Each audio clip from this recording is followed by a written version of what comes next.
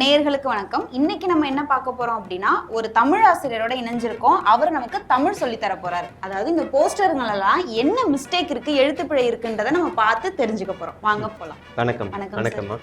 இன்னைக்கு நம்ம இந்த போஸ்டர் தான் நம்ம பார்க்க போறோம். இதுல என்ன எழுதியிருக்குன்னு பாத்தீங்கன்னா, உங்க விஜய் நான் வரேன் அப்படின்னு போட்டிருக்கு. தமிழ்ல உயிரெழுத்து மெய்யெழுத்து இதெல்லாம் கேள்விப்பட்டிருப்பீங்க. மறை எழுத்து அப்படி கேள்விப்பட்டிருக்கீங்களா? மறை எழுத்தை இவங்க மறந்துருக்காங்க. அது நடுவுல ஒரு வார்த்தை சேர்த்துக்கிட்டோம் அப்படின்னா இதுக்கு இந்த சென்டென்ஸுக்கு உயிர் வந்துடும். உங்க விஜய் அதுக்கு கீழே சனிக்கிழமை அப்படின்னு போட்டுடணும். சா 2 சுழினா அப்புறம் கா பெரிய ழா சிறப்பு ழா போட்டு அந்த லை அப்படி போட்டோம்னா உங்க விஜய் சனிக்கிழமை நான் வரேன். இப்போ உங்களுக்கு ஒரு பொருள் வந்துருதா? மறை எழுத்தோட உயிர் எழுத்து கொடுக்கும்போது உயிரா அந்த வார்த்தை வந்துடும். சனிக்கிழமை வரும். அப்போ அது சென்டென்ஸ் அவர் சனிக்கிழமை தான் வருவார் அப்படின்றது எல்லாருக்குமே ஈஸியா புரிஞ்சிடும். இப்போ நான் வரேன் அப்படின்னா புதன்கிழமையே போய் நின்றுகிட்டு இருப்பாங்க. அப்படி வரக்கூடாது. அப்போ அந்த சென்டென்ஸ்ல சனிக்கிழமையை நான் சேர்க்கணும். புரியுதுங்களா? அதுல முடிய டேட்டு கூட போகணும். எல்லா சனிக்கிழமையும் வரதுனால நமக்கு பிரச்சனை இல்லை. டேட் மென்ஷன் பண்ண வேண்டிய அவசியம் இல்லை. அதனால இது வரும். அடுத்ததா நம்ம பார்க்க போறது கீழே இதுல இன்னொரு பிரச்சனை இருக்கு பாருங்க. இளைய தளபதி அப்படின்னு இருக்கு. இந்த இடத்துல பார்த்தீங்கன்னா இடையினம் இந்த ஈ வரல பா வரும். பா போட்டுக்கிறோம். ஏன் அப்படின்னா நம்ம ஒருத்தரை வாழ்த்துறோம் அப்படின்னா 35 வயசுலேருந்து 40 வயசுக்குள்ள இருக்கவங்கள தான் நம்ம இளையவர் இளைஞர் அப்படின்ற ஒரு பொருளை நம்ம சொல்லுவோம். இங்கே இவருக்கு ஹாஃப் செஞ்சுரி போட்டார். 50 வயசு ஆயிடுச்சு இவருக்கு. அப்போ பாதி தாத்தா அப்படின்னும் போது இவருக்கு பா வந்துடும். அப்போ பழைய தளபதி அப்படின்னு வந்துடும். இந்த போஸ்டர் நம்ம பார்த்துருக்கோம். இப்போ அடுத்ததான் நம்ம இன்னொரு போஸ்டர் பார்க்க போலாமா? பார்ப்போம். அதாவது இதுல ஒரு பெரிய மிஸ்டேக் இருக்கு பாருங்க. களம் இறங்கிய ஆண் சிங்கமே அப்படின்னு இருக்கு. அதாவது பொதுவா பாத்தீங்கன்னா உயிர் இருக்கிற அந்த எழுத்துக்கள்ல இடையினம் மெல்லினம் அந்த மாதிரி ஏதாவது ஒரு அடிச்சு விடுவேன். நான் கண்டுக்காதீங்க. இந்த ஆண் இருக்க இடத்துல பெண் அப்படின்னு வரணும். களம் இறங்கிய பெண் சிங்கமேன்னு வந்தாதான் அது கரெக்டா இருக்கும். ஏன்னா பெண் தான் வேட்டைக்கு போகும், பெண் சிங்கம் தான் வேட்டைக்கு போகும்.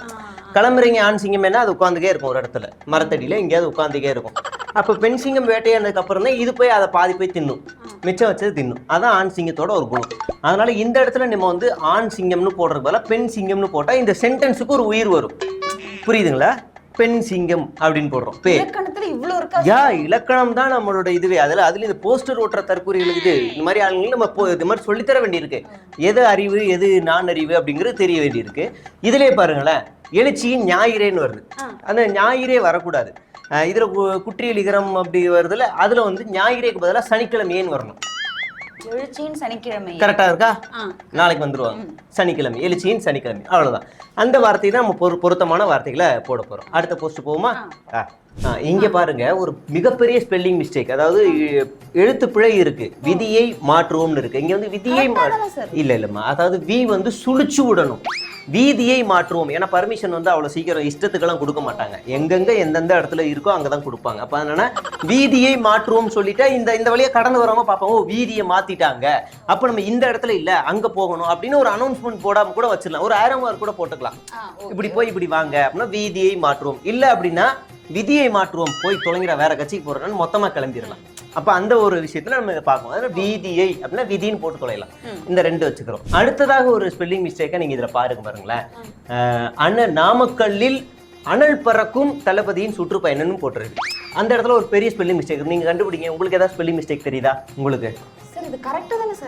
அனல் பறக்கும் இல்ல. அதாவது அப்படியே வச்சிருங்க. இந்த நா இருக்கு இல்லையா, அந்த நாவை சுழிச்சு விடுங்க. இப்ப என்ன வருது? அணில் பறக்கும். நாமக்கல்லில் தளபதியின் பரப்புரையில் அணில் பறக்கும். இப்ப எப்படி இருக்கு? ஏன்னா அதுதானே பொருத்தமான வார்த்தை. அதாவது அவர் போகும்போது கேரவன்ல அந்த இடத்துல இருந்து அணில்கள் பறக்கும், மரங்களில் அணில் பறக்கும், வீடுகளில் அணில் பறக்கும், கீழே இருந்து கரண்ட் கம்பத்தில் அணில் பறக்கும், ஏர்போர்ட்டில் பறக்கும், மார்க்கெட்டில் பறக்கும். அப்படி அதை அணில் பறக்கும்னு வச்சுக்கலாம். அப்ப அந்த இடத்த சுழிச்சு விடணும். ஒரு சின்ன வார்த்தைனால எவ்வளவு பெரிய அர்த்தம் மாறுது பாத்தீங்களா? அதான். அடுத்ததா நம்ம இங்கிலீஷ் போகுமா? சார் அதுலயே நீங்க புலமை வாய்ந்தவரா? அது ஓரளவுக்கு அது நான் பாருங்க. போயிடலாமா? ஓகே. இதை பார்த்தீங்கன்னா சொல்லுங்க சார். இதெல்லாம் பார்க்க கூடாதுதாம்மா நான் இங்கிலீஷே கற்றுக்காம இருக்கேன். நீ பாருமா, உலகத்திலே இப்படி ஒரு தற்கூரி கூட்டத்தை நான் பார்த்ததே இல்லைம்மா. We stand for women harassment. உலகத்திலேயே இப்படி ஒரு வாசகத்தை எவனுமே எழுத மாட்டான். We stand for women harassment. அதாவது பிரிண்டிங் அடிக்கும் போது, sir we stand against women ஹராஸ்மெண்ட்னு பேனர் கடைக்காரன் அடிச்சுட்டு இருப்பான். சார் கொஞ்சம் பெருசாக இருக்குது சுருக்க முடியுமா அப்படின் போது அகைன்ஸ்ட தூக்கிடுங்க, கரெக்டா வந்துருச்சா போடுங்க, அவ்வளவுதான் இருப்பான் போல. அதனாலதான் we stand for women harassment போட்டிருக்கானுங்க. தயவுசெய்து இவங்க தமிழும் படிக்கணும் இங்கிலீஷும் படிக்கணும். நம்ம அடுத்து போயிடுவோம். அடுத்ததா பார்க்கலான்னா இது பெருசா சின்ன எழுத்தா இருக்குமா, கொஞ்சம் படிச்சா கூட அவங்களுக்கு புரியும் நினைக்கிறேன். பாத்துக்கவா. அதாவது அவங்க என்ன போட்டிருக்காங்க பாருங்க. அடையாளம் தந்த தங்க தளபதியை அரியணையில் ஏற்றிட தமிழ் உறவுகள் எல்லாம் ஒன்றிணைய மற்றும் ஆலோசனை கூட்டம். இது உங்களுக்கு இதுல எழுத்துப்பிழை ஏதாவது இருக்கா, தெரியுதா? உங்களுக்கு தெரியுதாமா? இல்ல தெரியல. அதாவது மறை எழுத்துக்கள் முன்னாடி சொல்லல, இது வந்து மறைக்கப்பட வேண்டிய எழுத்துக்கள். ஆமா, இது முழுக்கவே அழிச்சிருங்க. இப்படியே அழிச்சிட்டோம். அதாவது என்னென்னமா, அடையாளம் தந்த தங்க தளபதி அப்படின்னா யாராவது ஒருத்தருக்கு இவர் அடையாளம் கொடுத்துருக்கணும் இல்லையா? இவர் மட்டுமே கேரவன்ல ஏறி எல்லா மாவட்டத்துக்கும் போகும்போது அந்த மாவட்ட செயலாளரோ இல்லை மாவட்ட நிர்வாகிகளோ இல்லை பொதுச் செயலாளரோ கூடவோ இல்லை மாநில அளவில் இருக்க ஏதோ ஒரு நிர்வாகிகளையோ பக்கத்தில் நிற்க வச்சுட்டு பேசணும். இந்த பஸ் மேலே ஏறி நின்றுட்டு 2 பேர் அவங்களை நிற்க வச்சுட்டு பேசணும். அப்போனா தான் வந்து அடையாளம், எனக்கும் அடையாளம் கொடுத்துருக்காரு, இந்த மாவட்டத்தில் இந்த நிர்வாகி இருக்காங்கன்னா அந்த மக்களுக்கு தெரியும் இல்லையா? இது எடப்பாடி பழனிசாமி செய்கிறார், பாமக செய்கிறது, தேமுதிக செய்கிறது, அந்தந்த மாவட்ட நிர்வாகம் அடையாளப்படுத்துறாங்க. ஆனால் இவர் மட்டுமே ஏறி பிராண்ட் ஷோ பண்ணிட்டு இருக்காரு. அதனால இந்த இடத்துல இந்த வார்த்தை பொருந்தாத வார்த்தைன்னு சொல்லலாம். அடையாளம் தந்த தங்க தளபதி வேண்டாம், அழிச்சிருங்க. அவருக்கு மட்டுமே அடையாளம். ஓகே. அடுத்ததா பாத்தீங்கன்னா இதுல பாருங்க ஒரு எழுத்துப்பிழை இருக்கு.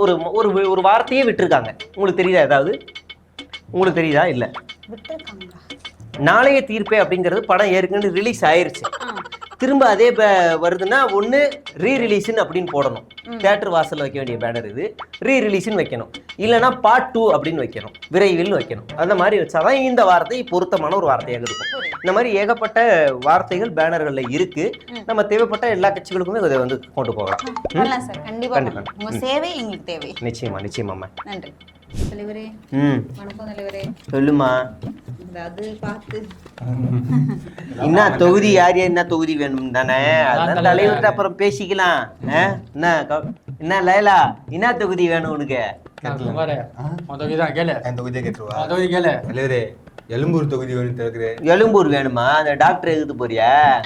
என்னம்மா நீ என்ன பண்ணிக்கிறேன்னு யாருக்கு தெரியாதா? சேனலுக்கு போய் 1000-2000 வாங்கினு கட்சி கொள்கையை பேசுறேன்னு, தமிழ் தேசமும் திராவிடம் நம்ம கொள்கையே இல்லை, மக்கள் விரும்புறாங்க, நாங்க மதிக்கிறோம்னு அவுத்து விட்டுனுக்குற. நம்ம தலைவரே மேடையில பேசினா அசிங்கப்பத்தி நிற்கிற. பிளாக் லிஸ்ட்ல இது போகுது, கொஞ்சம் வெயிட் பண்ணு தம்பி. அதுவே இதுல கொளத்தூர்ல நின்றியா? எதுக்கு? டப்பா டான்ஸ் ஆடுறதுக்கா? எங்க பிடிச்ச கோத்துறீங்க பாத்தீங்களா? எனக்கு தெரியும் நான் எங்க வாங்கணும்ட்டு. நான் தலைவர் நான் பேசி வாங்கிக்கிறேன். நான் சைமன் நிக்க வேண்டியதுப்பா.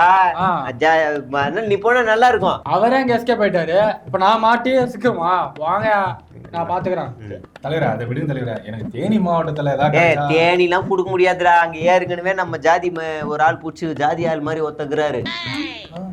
நாங்க பிளைட்ல குதிப்போம்டா, பிளைட்ல குதிப்போம்டா அப்படின்னு வரல.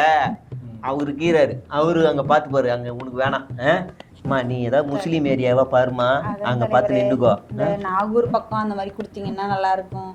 அங்க வேணாமா, அங்க ஏற்கனவே நம்ம கட்சி பொண்ணு ஒண்ணு நல்ல கட்சி வேலை செஞ்சு நிக்குது. எனக்கு தெரியாம யார் அது கட்சி வேலை செய்யறது? ஏமா டெய்லி ஒரு ரீல்ஸ் அப்லோட் பண்ணுதுமா, எவ்வளவு கஷ்டப்படுது தெரியுமா? அதுக்கு இப்ப ஏதாவது கொடுக்க வேண்டியது. தலைவரே அப்படி பார்த்தா நானும் தான் ஹார்ட் ஒர்க் பண்றேன். எப்படியோ தளபதி பக்கத்துலயே போய் நின்றுறேன். நம்ம எனக்கும் தெரியல, கட்சி ஆரம்பிச்சதுல இருந்து இப்போ வரைக்கும் எல்லா ஸ்டேஜ்லயும் இந்த முஸ்லீம் அக்கா நிக்குது. என்ன பேசுவாங்க, என்ன ஏதுன்னு ஒண்ணுமே தெரியல. என்ன பொறுப்புல கீறாங்க எதுவும் தெரியல. என்னதான் ஐடி உங்க ஐடி போஸ்ட் ஈஸ்ட் போறீங்களான்னு கூட கண்டுபிடிக்க முடியலன்னா பாருங்களேன். அத கட்சியில யாருமே பெண் நிர்வாகிகளே நம்ம போரிக்கை அடையாளம் படுத்தல. பெண் பாதுகாப்பு வேற. அப்புறம் பாத்துக்கலாம் சரியா? உங்களுக்கு என்னென்ன வேணுமோ பண்ணிக்கலாம்.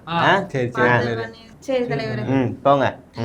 ஒரு சந்தேகம், நீங்க எந்த தொகுதியில நிக்க போறீங்க? தொகுதி நான் ஸ்டேட்டுடா, புதுச்சேரி வெற்றி கழகத்தின் முதலமைச்சர். நான் அதுக்குதான் அடி போட்டுக்கணுங்கிறேன். இங்க வந்து தொகுதியில நிக்கணுமா நானு?